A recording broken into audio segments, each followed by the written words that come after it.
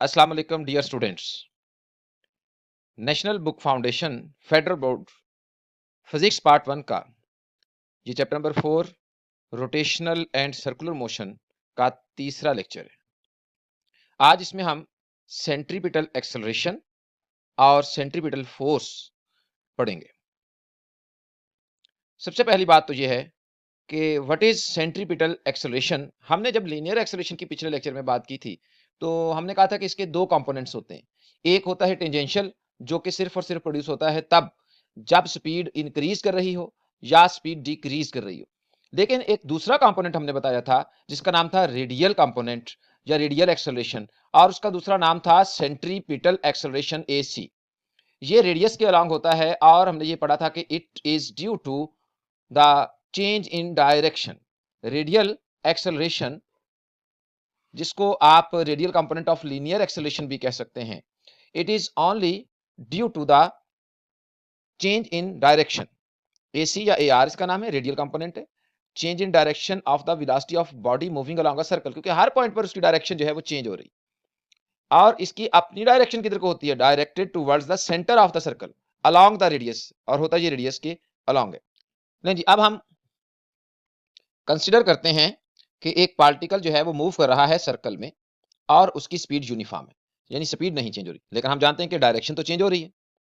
अच्छा, point two point उसकी direction tangent के अलोंग होने की वजह से चेंज हो रही है। अच्छा जी, सर्कल सर्कल के अंदर आपने एक पॉइंट ले लिया, यहां पर वो पार्टिकल मौजूद था।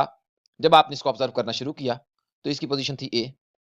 सेंटर से इसका डिस्टेंस रेडियस के बराबर है और इसका जो पोजीशन वेक्टर है उसका नाम मैंने रख दिया R1 पहली पोजीशन के लिए। और इस पॉइंट पर जो उसकी स्पीड है वो V है, लेकिन वेलोसिटी का नाम हमने रख दिया V1 क्योंकि उसकी डायरेक्शन एक खास समत में है। अच्छा जी, ये V1 इधर इसकी वेलोसिटी हो गई, R1 इसका क्या हो गया हमारे पास, ये हमारे पास इसका पोजीशन वेक्टर हो गया। आप फर्ज कर लेते हैं कि ये A पॉइंट से B पॉइंट पर गया है ड्यूरिंग इंटरवल डेल्टा T, ठीक है जी। जबकि A पॉइंट पर उसके पास पोजीशन वेक्टर R1 और टेंजेंशियल वेलोसिटी उसकी क्या थी, V1 थी। मैग्नीट्यूड में याद रहे कि स्पीड चेंज नहीं होगी, डायरेक्शन में सिर्फ चेंज होगी। इसी तरह से मैग्नीट्यूड में पोजीशन वेक्टर भी नहीं चेंज होगा क्योंकि उसकी लेंथ जो है वो रेडियस के बराबर ही रहेगी, बट डायरेक्शन चेंज हो जाएगी। अच्छा, जब ये B पॉइंट पर पहुंचा डेल्टा T टाइम गुजरने में, तो इस वक्त इसकी B पॉइंट पर जो वेलोसिटी, टेंजेंशियल और इसका पोजीशन वेक्टर होगा उनके नाम हमने रख दिए। R2 पोजीशन वेक्टर है और V2 इसकी टेंजेंशियल वेलोसिटी है।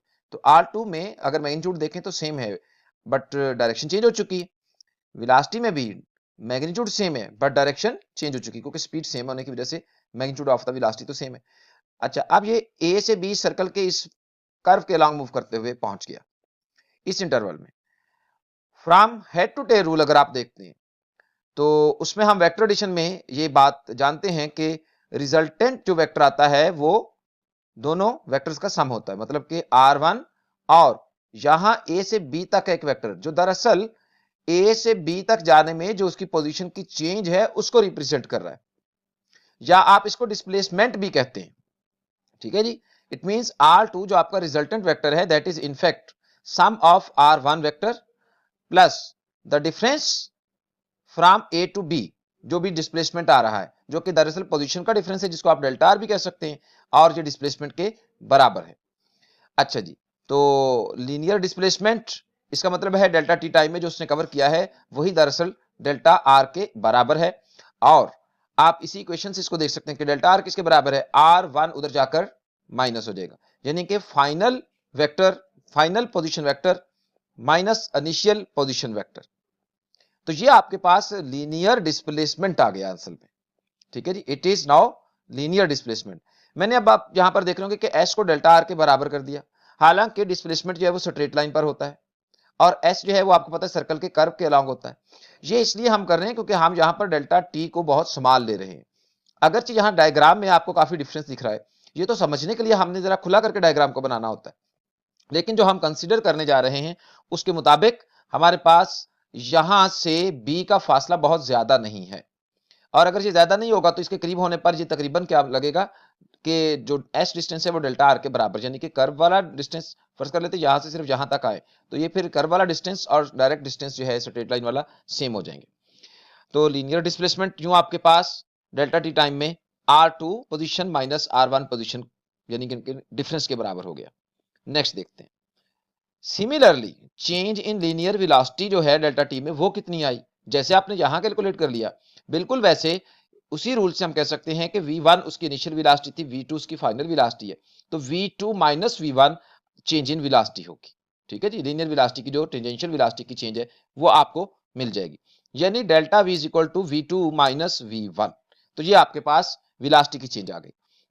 ये बात मैं आपको एक्सप्लेन कर चुका हूं कि displacement and change in velocity is only due to change in direction, यानी कि यहां पर जो आपको डिस्प्लेसमेंट मिला है या जो आपको चेंज इन वेलोसिटी मिली है, ये सिर्फ डायरेक्शन के बदलने की वजह से, इसमें ना तो वेलोसिटी का मैग्नीट्यूड चेंज हुआ है, ना ही पोजीशन वेक्टर का मैग्नीट्यूड चेंज हुआ है। ये डायरेक्शन जब यहां से जहां चेंज हुई है, ड्यूरिंग दैट आपको एक डिस्प्लेसमेंट भी मिला। इस तरह से इस डायरेक्शन से जब इस वेलोसिटी डायरेक्शन इस वाली में जा रही है, तब भी आपके पास डेल्टा वी अपीयर हो जाता है। ठीक है, अच्छा, मींस R2 का मैग्नीट्यूड और R1 का मैग्नीट्यूड रेडियस ही के बराबर है। V1 का मैग्नीट्यूड V2 का मैग्नीट्यूड ये भी स्पीड के बराबर है। ठीक है, जिस यूनिफॉर्म स्पीड से ये सर्कल में मूव कर रही है। नेक्स्ट देखते हैं। अब आपके पास यहां आ जाइए, ये उसी सर्कल के अंदर आपने जो ए से बी तक की डिस्प्लेसमेंट ली थी, उसमें दो ट्राइंगल्स हम सेपरेट कर सकते हैं इस सर्कल में से। एक तो आपके सामने है ए ओ बी, जिसमें R1 और R2 के दरमियान में एक ट्राइंगल बन रही है, और एस या डेल्टा आर जो है वो आपके पास इनका डिफरेंस है दोनों की पोजीशंस का। तो आप इस ट्राइंगल को अलग बना लें, पहली बात समझना चाह रहे हैं। और एक बात याद रहे, R1 और R2 के बीच में जो कि सेम साइड्स हैं, इक्वल लेंथ की साइड्स हैं, यानी सेम नहीं है, डायरेक्शन में तो फर्क है, बट इक्वल लेंथ की जो साइड्स हैं उनके बीच में एंगल जो है वो थीटा बन रहा है। अब यहां पर एक बड़ी अहम बात आपने नोट करनी, मैंने अब V1 जिस डायरेक्शन में थी उसी डायरेक्शन में एक वेक्टर V1 जैसा दोबारा ड्रा कर लिया, यानी कि V1 ही को दोबारा से मैंने रिप्रेजेंट कर लिया, और V2 जिस डायरेक्शन में था उसी डायरेक्शन में V2 के बराबर का एक वेक्टर उसी टेल से स्टार्ट किया जिस टेल से V1 स्टार्ट हुई थी। तो यहां पर V1 और V2 के बीच में भी मैंने एक एंगल लिया और उसको मैं थीटा लिख रहा हूं, उसकी मैं वजह बताता हूं। और V1 और V2 का जो डिफरेंस है दैट इज डेल्टा V, यानी जो भी आपने पिछले पेज पर नोटिस किया था डेल्टा V, वो दरअसल हेड टू टेल रूल के मुताबिक यूं मिल सकता है आपको कि आप V1 में डेल्टा V को ऐड करते हैं तो you get V2, this is the case. अब यहां पर मैंने थीटा क्यों लिखा, इसको समझने से पहले मैं एक काम करता हूं, इनके नेम्स रख देता हूं साइड्स के। ए ओ बी ये तो मैंने वही रखा जैसे सर्कल में मौजूद था, और ये जो आपने V1 और V2 वाली ट्रायंगल बनाई है जिसमें V1 और V2 के टेल्स आपने एक ही पॉइंट पर कर दिए, उसका नाम मैं P रख देता हूं। V1 के हेड का नाम हम रख देते हैं Q, और V2 के हेड का नाम R।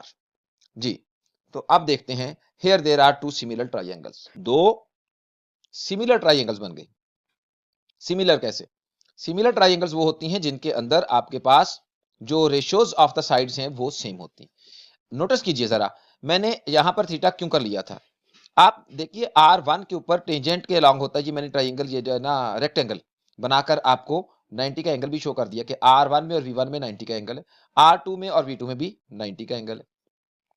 अच्छा, अब सिंपल सी बात है कि अगर R1 में 90 ऐड करने से V1 का एंगल बन रहा है, 90 का इजाफा करने से बन रहा है ना, 90 का एंगल है, और इस तरह से R2 का जो भी डायरेक्शन है उसमें 90 का इजाफा करने से V2 बन रहा है, तो इसका मतलब हुआ कि V1 की डायरेक्शन R1 की डायरेक्शन में 90 ऐड करने से बन रही है, और V2 की डायरेक्शन R2 की डायरेक्शन में 90 ऐड करने से बन रही है। अगर R1 और R2 का डिफरेंस एंगल का, यानी इन दोनों के बीच में एंगल का जो डिफरेंस आ रही है, इन दोनों का जो आपस में एंगल बन रहा है वो थीटा है, तो श्योरली V1 और V2 के बीच में भी एंगल थीटा ही होगा। इसकी एग्जांपल मैं आपको यूं देता हूं, जैसे आप जानते हैं कि आप सेंटीग्रेड टेम्परेचर में डिफरेंस ले लें या केल्विन में ले लें तो सेम निकलता है, क्योंकि जो T1 और T2 होते हैं, आप दोनों के अंदर केल्विन में जाने के लिए 273 ऐड कर देते हैं, 273 ऐड कर देते हैं, तो जब डिफरेंस कैलकुलेट करेंगे तो सेम रहेगा। इसका मतलब हुआ कि यहां पर भी यही केस है कि जो एंगल R1 और R2 के बीच में बनेगा वही V1 V2 में बनेगा। क्यों?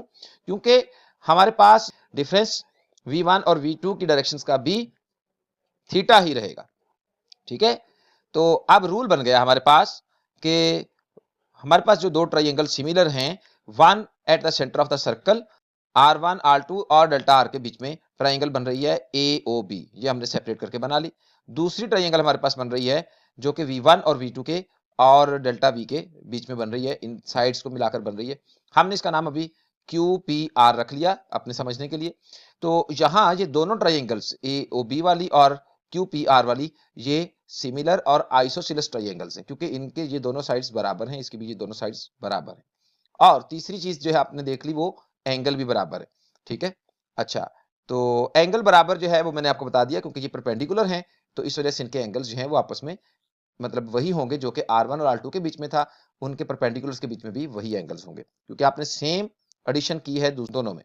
यानी कि इधर भी एंगल जितना था, जो भी डायरेक्शंस की थी उसमें 90 का इजाफा कर दिया, इधर भी जितना एंगल था उसमें 90 का इजाफा कर दिया, तो इसलिए R1 R2 के बीच में जो एंगल होना था वही V1 और V2 के बीच में हो गया। तो ये कानून भी है, रूल है, यानी कि दो लाइंस के बीच में जो एंगल बनता है उनके परपेंडिकुलर्स के बीच में भी वही एंगल बनता है।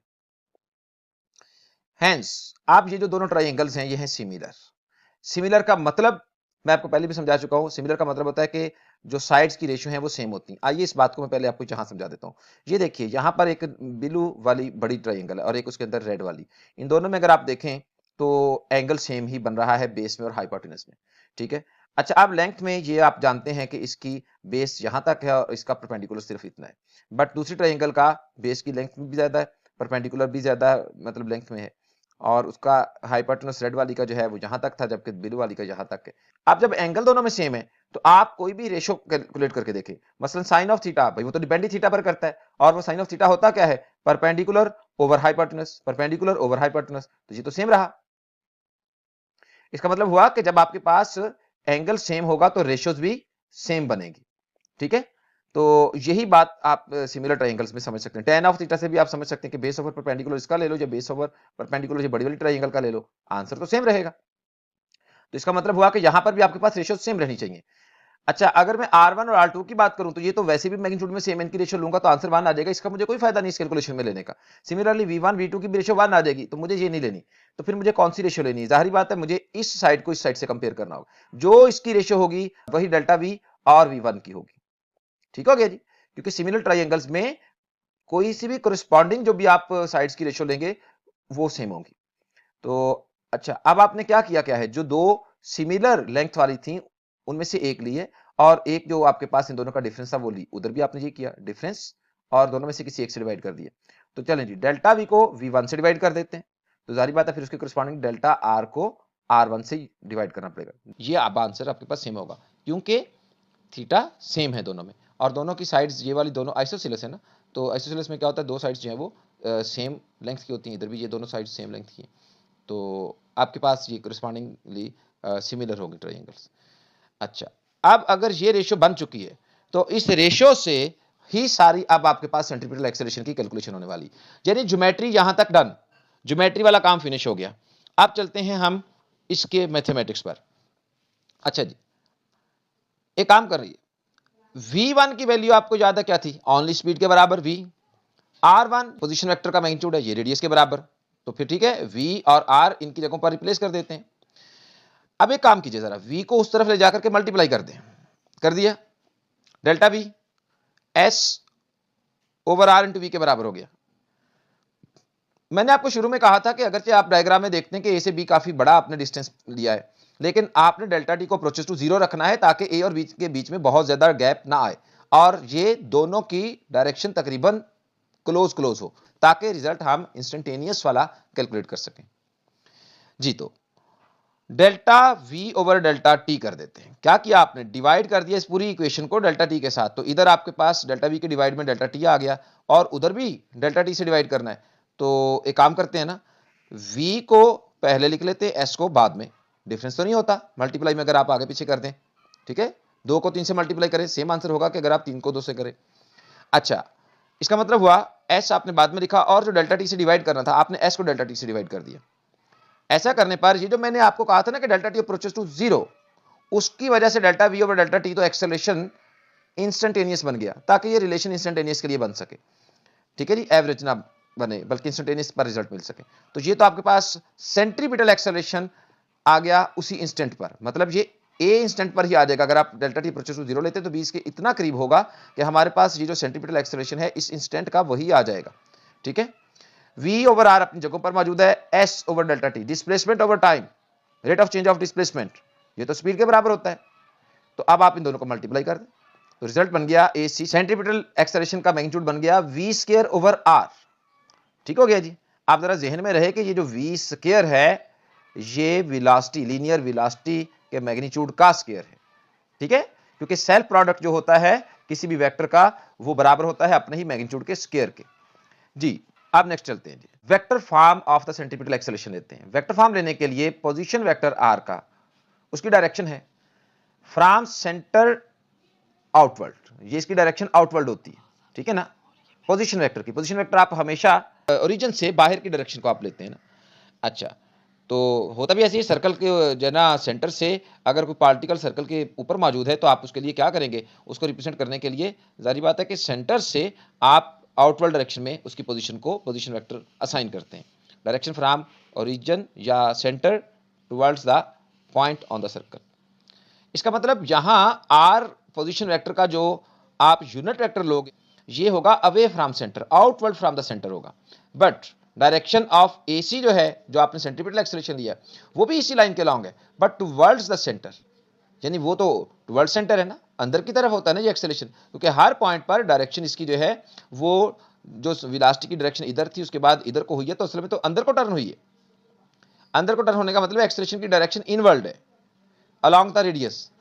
अच्छा, सिंपली मैं ये कह सकता हूं कि it is opposite to R. ये जो आपके पास पोजीशन वेक्टर का यूनिट वेक्टर है या जो पोजीशन वेक्टर है उसकी डायरेक्शन के अपोजिट होती है।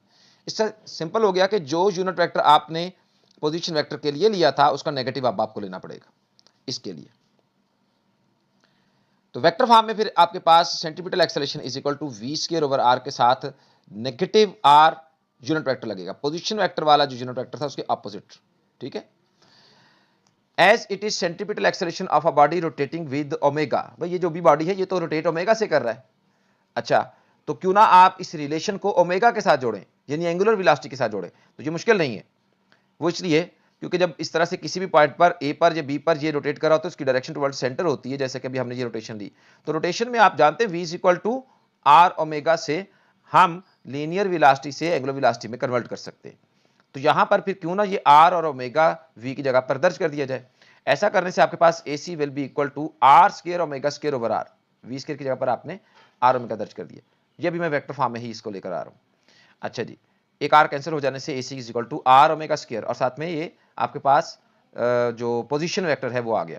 अब ये पोजीशन वेक्टर आपको पता है नेगेटिव में है। अच्छा, ये रिजल्ट आपके पास कंप्लीट सेंट्रीपिटल एक्सेलरेशन का हो गया। ये भी और ये भी फर्क क्या है, ये जब आपके पास लीनियर स्पीड की वैल्यू यानी आपको लीनियर वेलोसिटी की मैग्नीट्यूड का पता हो तब आप ये रिलेशन यूज कर लें, और अगर आपको एंगुलर का पता है तब आप ये वाला रिलेशन यूज कर लें।